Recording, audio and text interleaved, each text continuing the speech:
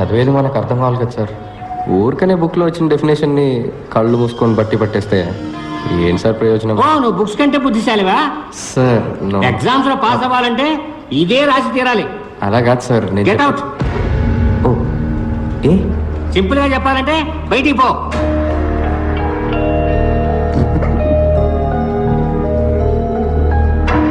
Idiot. So you got the definition of the machine.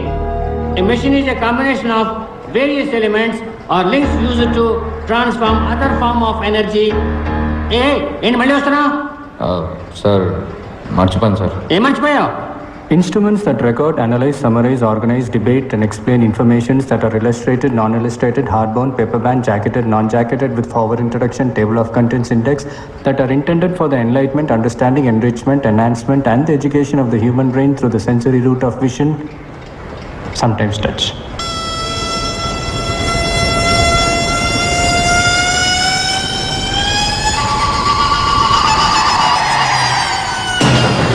అంటే ఏంటి? Book sir. బుక్కి బుక్లో ఉన్న డెఫినేషన్ ఇదే సార్. సో మర్చిపోయాను, అందుకే తీసుకెళ్ళడానికి వచ్చాను. ఇది అర్థమయ్యేలా సింపుల్ గా చెప్పొచ్చు కదా. అర్థం అవ్వాలనే ముందలా చెప్పాను సార్, కానీ మీకు సింపుల్గా చెప్తే నచ్చదని మీరే చెప్పారు కదా.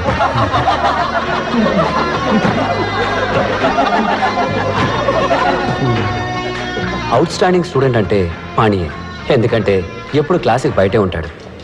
ప్రొఫెసర్లందరికీ పాణి ఒక క్వశ్చన్ మార్క్, అందుకే బయటికి పంపించేస్తారు. వాడు ఫీల్ అవ్వకుండా వెళ్ళి సెకండ్ ఇయర్ థర్డ్ ఇయర్ క్లాసులో కూర్చునేవాడు. అదేంట్రా అంటే అది కూడా చదివే కదా అంటాడు. పాణిలాగే ఇంకో అతను ఉండేవాడు, పాండురంగం.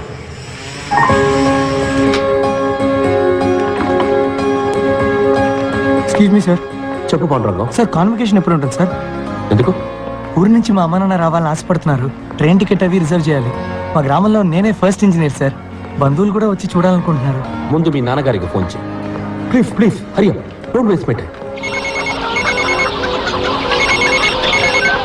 హలో నాన్న, నేను పాండు. ఎలా ఉన్నానన్నా? నేను బానే ఉన్నాను.